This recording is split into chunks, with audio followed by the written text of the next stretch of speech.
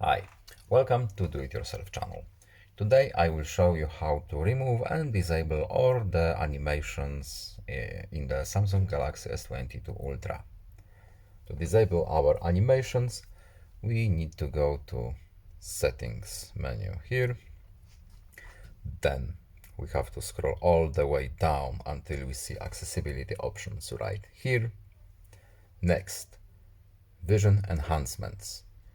We enter our menu here and scroll down, remove animations, prevent some screen effects, useful if you're sensitive to animation or screen movement or just don't want to see it. Tap it once, our animations and or the flare is now been turned off.